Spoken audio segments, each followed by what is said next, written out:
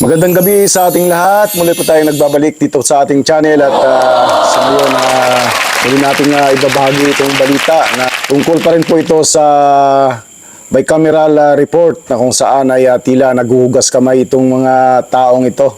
Nakakatuwa nga rito dahil biro mo kamakailan isang tao ang kanilang binabanatan kabi-kabila. Pero ngayon, biglang parang nag-iba na naman ang takbo ng pangyayari.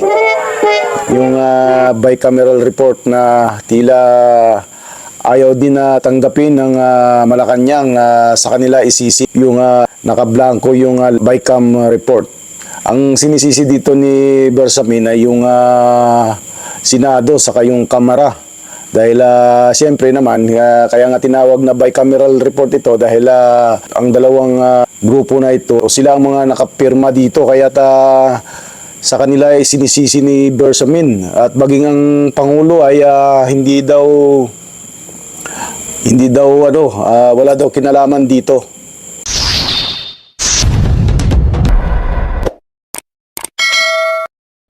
Tunggan natin at panoorin natin itong ating ibabahaging balita. Dumistansya ang Malacanang sa umano'y natuklasang blankong items sa bicameral conference report ng 2025 national budget.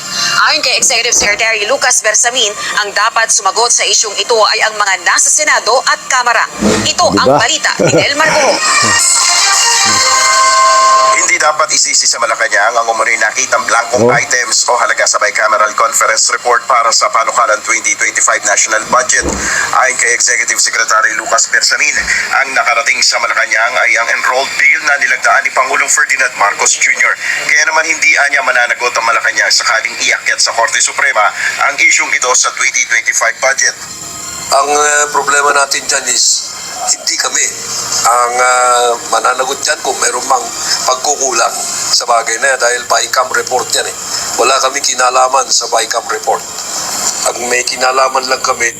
Talagang parang parang naghuhugas itong si Bersamin pero BICAM report nga pero hindi ba dumadaan sa kanila ito yung hindi ba pagkatapos ng report na ito hindi kaya dumadaan sa kanila ito lalo na sa Pangulo. Kaya sabi niya parang hindi wala silang kinalaman doon sa BICAM report na ito. Hindi natin alam kung ano ang proseso dito pero palagay ko nababasa nila ito di ba? So tuloy natin ang panunood dito. Yung finished product na pinapirmahan sa presidente. Hindi yung blank check. Ni Bersamin, wala silang kinalaman o maging sipak. Kasi bago mo pirmahan yung report ng isang report, yung sabi niya finished product, di ba yung pinaka-report nun, kailangan malalaman mo rin yun at makikita mo yun. So, ibig sabihin, hindi pala nila tinitingnan yun, yung report na yun. Basta lang sila pumipirma ng sabi nga niya, finished product. So, parang parang may paghuhugas kamay dito yung itong si Bersamin, base sa kanyang pahayag. Tuloy natin ang Pangulong Ferdinand Marcos Jr. sa issue ng blankong halaga sa BICAM report. Alisin natin sa consciousness ninyo na kami may kinalaman sa mga blank pages na sinasabi ninyo, Hindi mo maaalis sa tao na mag-isip noon kasi siyempre kayo ang sa inyo dumadaan yung kung sa kayo ang approving o last na official na mag-a-approve noon ng BICAM report na yun. So bakit parang umiiwas po si Bersamin talagang iniiwas nila yung sarili nila. That is why we resented so much yung impression that the president was given a blank check. Wala kaming kinalaman doon internal sa Congress yun. Ayon kay Budget Secretary Amenah Pangandaman, ang makakasagot lamang sa isyong ito ay ang mga miyembro ng BICAM. Yung sinasabi po nila na blanco, sila din lang din po ang makakapagpuno ng blanco. Naniniwala rin si E.S. Bersamin na dati na rin nagsilbi bilang Chief Justice ng Supreme Court na hindi pipigilan ng SC ang implementasyon ng 2025 GAA. Alam mo, the Supreme Court will never stop the budget from being implemented. Alright? I cannot understand if the Supreme Court will have that tendency to put a stop to it, even if any of those challengers will ask for a TRO. Because the government must function, must be run.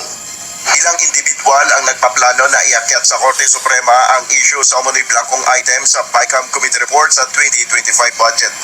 Nel Baribuho, UNTV News and Rescue, Diyos ang aming sandigan, serbisyo publiko ang aming pinahalagahan. So talagang kung sa ano to yung talagang iniiwas pa rin nila ang kanilang mga sarili doon sa liability na nangyari na yun. Kasi dapat bago nila pirmahan yun, sabi nga ni Bersamin, yung finished product, siyempre kapag bago mo pirmahan ang isang finished product, alamin mo muna yung proseso siyempre noon kung paano nangyari, anong nangyari doon. So walang verification na nangyari doon. Hindi nila tinitingnan muna yung pinaka-report na yon bago nila pinirmahan yon. Yun ang parang hindi tayo ganun kagaling. Inaano ko lang, parang sarili ko lang na opinion po ito at analisa tungkol dun sa ganung klaseng report. Kasi ang alam natin na ang pinaka-final na kung sa ano ang approving o ang signatory na last na nag-sign doon ay ang Pangulo. Pero dapat nire-review yun, di ba? Bago nila pirmahan. Yun lang po ang ang medyo pagkakaintindi ko. Kaya kayo po, nasa sa inyo po kung ako ba ay tama o mali yung aking pagkakaintindi at sa ganong pag-aanalisa ko ay baka may alam din kayo, pwede nyo i-comment dito sa ating sa video mismo na ito ang inyong mga komento. Pero ang sa akin lang yun lang po ang pagkakaintindi ko sa ganyan. Siyempre, naranasan din naman natin yan na gumagawa tayo ng mga proseso ng mga investigasyon o report. Bago yun dumating sa pinaka-last na pinagre-reportan ng pinagsasubmitan ng report ay talagang katakot-takot din na may mga pinagdadaanan din yan ng mga matataas o kagaya ng nangyari na yan sa BICAM report na ito. So, yun. Sana nagustuhan ninyo itong ating ibinahaging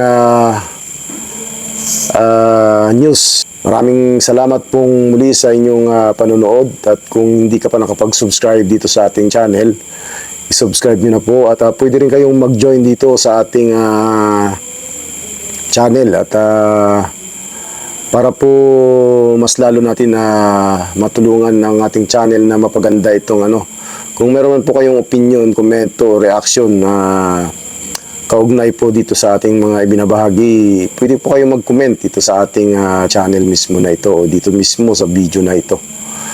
Hanggang sa muli po, maraming salamat po sa inyong panonood at sana'y mas nating mapalaganda itong ating channel. Mabuhay po kayo and God bless po sa ating lahat.